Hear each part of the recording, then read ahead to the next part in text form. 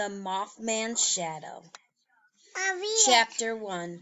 The Long Road. The old station wagon tumbled along Highway 13.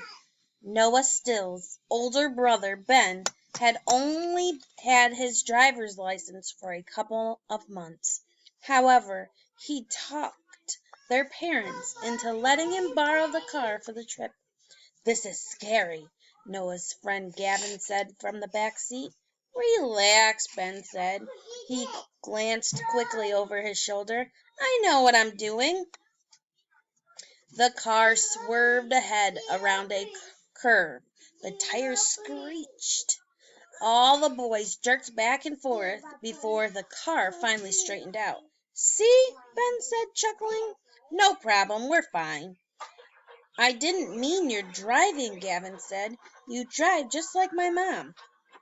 "So what are you talking about?" Noah asked. He turned halfway around in the passenger seat to look at his friend. Kyle and Josh were in the way back. One seat was empty. It was supposed to be for Sam, Noah's best friend. That morning, though, when the boys pulled up to Sam's house to pick him up, Sam had run out and said he couldn't go. A family emergency had come up.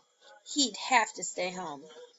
Gavin leaned forward. "Are you kidding me, Noah?" he said. "Kyle and Josh, back me up here. Aren't you guys all scared of Monday?" Ben howled with laughter. He shook his head. "Now that makes sense," he said. He looked at Josh and Kyle in the rearview mirror. Then he glanced at his brother next to him. Noah rolled his eyes and turned away. "Gavin is smart to be scared," Ben said, nodding. "Freshman year in high school was probably the scariest thing I've ever went through." Ben was going to be a senior starting Monday. He'd been looking forward to it forever. It seemed like, according to Ben, senior year was going to be a cakewalk. "You worry too much," Kyle said. He leaned on the back of his seat. "It'll be fine. What's the worst thing that could happen?" "Are you kidding me?" Gavin said, stunned. "Here's a list. Bad grades, getting lost in the hall between classes, ending up with a mean homeroom teacher. Don't forget getting beat up by seniors," Ben added. He sneered at Noah and gave him a punch in the shoulder. "Ha! Ha! Quit it!" Noah said, rubbing his arm. "That didn't even hurt." "Don't ask for worse, little brother," Ben said. He nodded at the road ahead. A little sign read, "Hidden Lake 5 miles. "We're almost there," Noah told his friends. 5 miles to Hidden Lake. We'll be there in a few minutes. The family cabin was at Hidden Lake, in the hills overlooking the little town of Raven's Pass.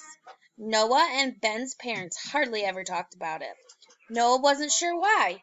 He knew that when his great-great-uncle Jeb died, he left the cabin to them, his only living relatives, but Mom and Dad weren't exactly back-to-nature types. Noah's mom went up to the cabin once to see if it was worth selling. When she got back to the city, she reported that the best plan might be to just burn it down. Over the years, they talked about cleaning it up and selling it, but it never seemed to get done. Now, with only one weekend left of the summer before high school, Noah had convinced his parents to let him and his friends actually use it, as long as Ben was there to look after them. The road to the cabin was right off the highway, but Ben nearly missed it. It was unmarked and unpaved. At dusk, it was very hard to see. Ben took a sharp right turn at the last moment, sending gravel and dust up behind him. With the back windows wide open, Josh and Kyle got a mouthful of stuff. "Slow down, Ben," Josh shouted between coughs. "Sorry," he called back. The good news is, we're here. The driveway was long and winding. The woods grew thicker and thicker as the station wagon moved slowly down the gravel. At one point, the road curved sharply to the left. At a break in the woods, the boys got a perfect view of the lake. The car stopped. "Wow," Gavin said. The sun was setting on the far side of the lake. The reflection in the still water was bright orange and purple. The boys sat and stared in awe. Unless one of you is going to write a poem about this," Ben said, "I'm going to have to keep driving." The others laughed, and the station wagon slid down the last 50 feet of the driveway to the cabin.